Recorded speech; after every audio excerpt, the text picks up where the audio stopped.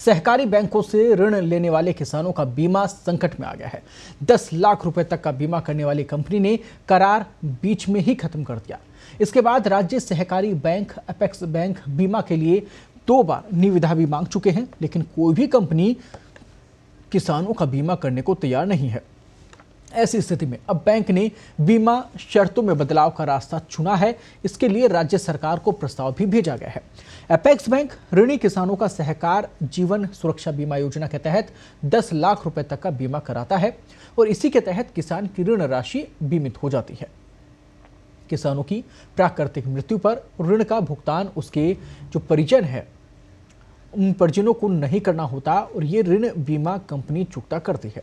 Apex bank ने गत वर्ष अंतिम समय में वर्ष 2020-21 के लिए श्रीराम लाइफ इंश्योरेंस कंपनी को चुना और करीब 22 लाख किसानों के बीमा करने पर कंपनी को 100 करोड़ से अधिक का भुगतान भी किया गया।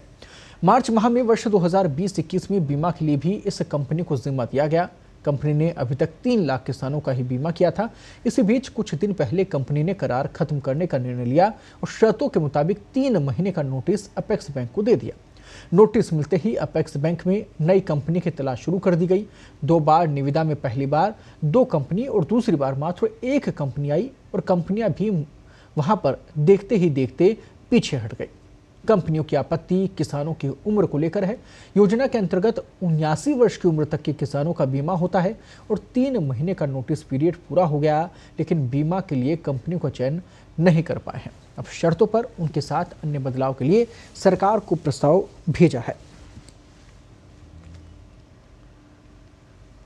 और पूरी खबर पर ज्यादा बातचीत के लिए और चर्चा के लिए इस वक्त स्टूडियो में मौजूद हैं वरिष्ठ पत्रकार और हमारे सहयोगी ओम प्रकाश। ओम प्रकाश, बहुत बहुत स्वागत है आपका इस पूरी चर्चा में। ओम प्रकाश जी, जिस प्रकार से स्थितियां अब सामने आ रही हैं, उन अन्नदाता के लिए, उन हलधर के लिए जो आपके अनाज का बंदोबस्त करते हैं, सबके अनाज का बंदोबस्त करते हैं, हर घर में चूल्हा उनके पीछे जलता है, आखिरकार उनके ही जीवन को लेकर जो जरा सी सुरक्षा मांगी गई थी अब उसके ऊपर संकट बन गया है। आखिर ये व्यवस्था कैसी? सरकार को भी सोचना चाहिए कि इतना बड़ी लापरवाही, इतना बड़ा गैप आखिरकार बना कैसे? देखिए, ये जो सहकारी बैंकों से ऋण लेते हैं ये ज़रूरतमंद किसान होते हैं जिनको अपनी फसल बुआई के लिए आर्थिक मदद मिले, वो लोन दिया जाता है। ऐसे किसानों की सहायता के लिए 2 योजनाएं सरकार ने शुरू की थी, सहकार दुर्घटना बीमा और जीवन सुरक्षा बीमा। अब महत्वपूर्ण बात ये, दोनों ही योजनाएं जब शुरू हुई तो बीमा हुए, किसानों ने इसमें जो बीमा की जो प्रीमियम दिया जाता है वो किसानों से वसूल किया जाता है। 3 साल से इस व्यवस्था में बड़ा रुकावट आ रही है।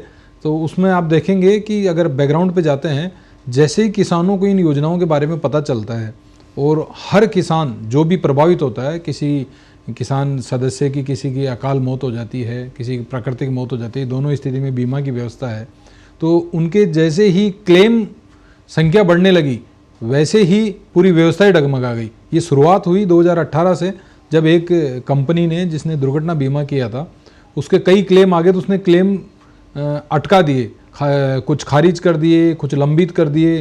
जब किसानों को पूरे प्रदेश से जब आवाज़ उठने लगी तब ये मामला चर्चा में आया और आप देखिए तब से अब तक ये व्यवस्था सुचारू नहीं हो पाई है। कारण कि पहले जब शुरुआत की गई तो मोटा प्रीमियम इन कंपनियों को दिया गया और जब किसानों की तरफ से क्लेम आने लगे तो कंपनियों ने उनको समय पे क्लेम दिए नहीं और धीरे धीरे पूरे प्रदेश में इनका आक्रोश, किसानों का आक्रोश इनके खिलाफ बढ़ता गया है। ओम प्रकाश जी, जिस प्रकार से योजनाएं शुरू होती हैं, तमाम जो निविदाएं जाती हैं, तमाम कंपनियों का चयन होता है और बीच में जब योजना चल रही है, जब बीमा चल रहे हैं, उसी दौरान अगर छोड़ दिया जाता है, तमाम प्रोटोकॉल को मानते हुए 3 महीने का नोटिस दे दिया, क्या ये जो इतिश्री है वो काफ़ी है? क्या लोगों के साथ में खिलवाड़ काफ़ी है ये? और क्या ऐसी कंपनी को ब्लैकलिस्ट नहीं करना चाहिए? नियमों में सख्ती की ज़रूरत आपको नज़र नहीं आती? क्या लगता है? नहीं, बिल्कुल सख्ती नियमों में ज़रूरी है। इस पर्टिकुलर अपन इस मामले की बात करें तो उस अनुबंध में जो प्रावधान रखे गए थे, कंपनी उसी के तहत उसने नोटिस देके गई है। लेकिन ये विभाग के स्तर पर विचार करने वाला बिंदु है कि इस तरह आप इसका मतलब यह है कि हमने ही गाइडलाइन इतनी ईजी बना रखी है, जिम्मेदारों ने गाइडलाइन इतनी ईजी बना दी, आखिरकार क्यों भाई? जब जनता से सीधे तौर पर गरीब किसानों से अगर वो मुद्दा जुड़ा हुआ है तो उसमें तो वहां पहले ही उनको गाइडलाइन में सख्ती रखनी चाहिए। नहीं, मैं उसी चीज पे आ रहा हूँ। देखिए, इसमें फाइनली जो अंतिम जो नुकसान जो है वो किसान को भुगतना पड़ता है। अभी कंपनी बीच में छोड़ के गई है, 3 महीने का नोटिस देगी, स्थिति ये है कि 3 महीने में दूसरी कंपनी का चयन भी नहीं कर पाए। चौंकाने वाली चीज़ ये है कि जो मैं अभी कह रहा था 3 साल वाला, अपने कोरोना काल का ज़्यादातर पीरियड जो निकला है उसमें किसान बीमित नहीं थे। तो ऐसी स्थिति में जिस परिवार पर विपदा पड़ी है दुर्घटना की वजह से या प्राकृतिक मृत्यु की वजह से, उसको सहयोग के नाम पे सरकार की तरफ से कुछ भी नहीं है, और अगर बीमा होता तो उसको अच्छा आर्थिक संबल मिल पाता। तो इसमें भी यही स्थिति है कि अगर आप भाई जो भी योजना बनाएंगे, जो भी नियम कायदे बनाएंगे, वो जिम्मेदारों को ये तो देखना पड़ेगा कि ऐसी स्थिति में जब कोई कंपनी चली जाती है तो ब्रेक नहीं हो, बीमा ब्रेक होने का नुकसान जो है वो किसान भुगतता है, तो वो ब्रेक नहीं हो योजना किसी भी तरह से, तो वो बिल्कुल निश्चित तौर पर इसमें जो पहले निविदा की जो शर्तें बनाई गई उसमें एक खामी रही। उस विषय पे ज़्यादा विचार नहीं किया गया, जिसकी वजह से ही आज वर्तमान में किसान जो है बीमित नहीं है, में लटक गए, बिल्कुल बीमित नहीं है। और समस्या उनकी अब बढ़ती जा रही है कि अगर कोई दुर्घटना हो जाती है, अगर भगवान न करे किसी के ऊपर कोई संकट आ जाता है, तो ऐसे में परिवार का पालन पोषण कैसे होगा, परिवार कैसे संभलेगा, कैसे जिम्मेदारियों को निभाएगा? बड़े सवाल हैं ये, जिन्हें समझने की बेहद ज़रूरत है, क्योंकि हमारी जो सरकारें होती हैं इस लोकतंत्र के अंदर, वो जनता को सोचने वाली, जनता का हित सोचने वाली होनी चाहिए। और इसी पूरे मुद्दे पर हम काम भी करते हैं, सरकारें काम भी करनी चाहिए। लेकिन अब जिस प्रकार से सिर्फ और सिर्फ पूंजीपति सोच के साथ में आगे बढ़ रहे हैं, ये वाकई में चौंकाती है कि क्या इसी ढर्रे के ऊपर हमारी पूरी सरकारों का निर्माण किया गया था? क्या सही में संविधान के अंदर ये चीज़ें थी? क्या वाकई में इन चीज़ों की वजह से अब देश के अंदर स्थितियां बदल रही हैं? बहुत बड़े सवाल हैं, लेकिन समझने की ज़रूरत है कि आखिरकार उन हलधरों का, उन लोगों का जो कि सब कुछ हमारे पीछे करते हैं, जिनके पास माया का साधन भी नहीं है, उनके साथ हम खिलवाड़ कैसे कर सकते हैं? यहाँ एक और समस्या जिसका आपने शुरुआत में जिक्र किया ओम प्रकाश जी, कि जो अब नई कंपनियां आ रही हैं वो पीछे हट जाती हैं अगर बॉन्ड भरने की बात आती है, या फिर ऑनलाइन अप्लाई करने की बात हो, या फिर जैसे भी प्रोसेस है उसमें अप्लाई करने की बात हो। उन्हें क्या समस्या आ रही है, उनकी तरफ से क्या कंडीशंस है, वो क्यों नहीं इस पूरी योजना में शामिल होना चाहती जो नई कंपनियां हैं? देखिए, इसमें 2 चीज़ है। अब जब ये योजनाएं शुरू होती है तब अपन देखते हैं कि काफ़ी कंपनियों ने इसमें दिलचस्पी दिखाई, सरकारी और गैर सरकारी। अब जैसे जैसे समय आगे बढ़ता है तो विभाग में ही कुछ इस तरह की जटिलताएं हुई है कि कंपनियों से करार में विवाद हो गए। शुरुआत में 2 साल तो करार किसी से किया ही नहीं गया, कंपनी विभाग यही तय नहीं कर पाया कि अपने को करार की प्रक्रिया क्या रखनी है। एक इशू ये रहा कि कंपनियों को डायरेक्ट निविदा देने के बजाय ब्रोकर के माध्यम से दिया जाए, ब्रोकर नियुक्त करें और ब्रोकर तय करे कि कौन कंपनी को बीमा दिया जाएगा।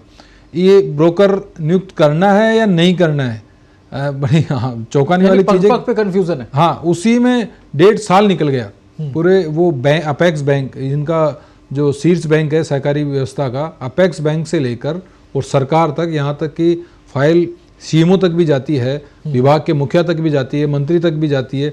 1.5 साल ये तय करने में लग गया कि अपने को व्यवस्था क्या रखनी है। अभी कंपनी चयन का नंबर नहीं आया, अभी व्यवस्था क्या रखनी है उसी पे 1.5 साल निकाल दिया इन्होंने।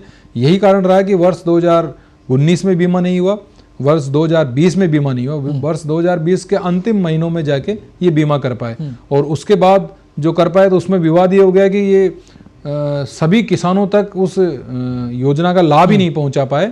आपने देखा होगा उसके वजह से फिर बीच में विभाग ने कार्रवाई भी की थी कुछ अधिकारियों के खिलाफ, लेकिन निर्णय अंतिम रहा क्या? निर्णय कुछ नहीं रहा। आज फिर वही 1 साल बाद फिर वही स्थिति में है कि फिर विवाद जो है कंपनियों से रहा है, कंपनियां पीछे हट गई है, नई कंपनियां आ नहीं रही है। तो इन विभाग स्तर पर ये जटिलताएं जो है उसमें उसका कारण की वजह से ये हो पाया है। उम्र सीमा का क्या क्राइटेरिया यहाँ पर रखा गया है? क्यों कंपनियां उससे कन्नी काट रही हैं? वो क्या क्राइटेरिया है उसमें? ये है कि योजना के तहत बीमा जो है उस किसान का होगा जो ऋण लेता है जी, उसमें उम्र की कोई बाध्यता नहीं है। और बीमा कंपनियां ये चाहती हैं कि अधिक उम्र वालों को इसमें शामिल नहीं किया जाए, क्योंकि उनका रिस्क बढ़ता है उससे। 79 ईयर्स तक का उसमें रखा गया है, तो ऐसी स्थिति में अगर प्राकृतिक मृत्यु होती है तो उनको क्लेम देना पड़ता है। तो कंपनियों का इंटरेस्ट ये है कि वो उम्र जो है 50 और 60 के आसपास रहे, ताकि क्लेम के जो है मामले कम से कम आए, पैसा कम देना पड़े। उनको हानि दिखती है अगर उम्र ज्यादा रहती है तो उनका आशंका ये रहती है कि उसमें कंपनी को नुकसान ज्यादा होगा। यानी कि जनहित की योजनाएं साइड में हो जाती हैं और खुद के हित की योजनाएं ज्यादा इस वक्त हावी हो गई हैं। देश के अंदर पूंजीपति सोच जो है वो आगे बढ़ रही है, पर क्या वो जनहित के ऊपर है? क्या जन सरोकार सर्वोपरि नहीं होना चाहिए? ये वो बड़े सवाल हैं जिनका जवाब ढूंढते हैं हम भी, और हर आम आदमी के जहन में भी उठता है कि क्या 1.5 साल तक अगर कोई फाइल घूमती रहती है और सही स्थान तक नहीं पहुंच पाती, तो क्या उस 1.5 साल के दौरान उन जिम्मेदारों को तनख्वाह नहीं दी गई, सुविधाएं नहीं दी गई जो इस फाइल को घुमा रहे थे, अटका रहे थे? बहुत बहुत बहुत बड़ी लापरवाही। इस प्रकार की लापरवाही बिल्कुल भी ना बरती जाए, हम उम्मीद यही करते हैं। और उन जिम्मेदारों की आंखें भी खुलनी चाहिए। इस डिबेट का मकसद यही था, इस मुद्दे को उठाने का मकसद यही था कि कम से कम अब वो जिम्मेदार समझें, जानें कि आखिरकार इस लापरवाही का नतीजा क्या है। उन गरीब परिवारों के घर में चूल्हे कैसे जलेंगे जिनके परिवार से अगर कोई चला जाता है और जो बीमित नहीं है? बड़ा विषय है, सोचने का विषय है। फिलहाल ओम प्रकाश जी, इस बड़े मुद्दे के साथ आप जनता के बीच पहुंचे, दर्शकों तक महत्वपूर्ण जानकारी आपने पहुंचाई। बहुत बहुत धन्यवाद आपका, आपने चर्चा को सार्थक बनाया।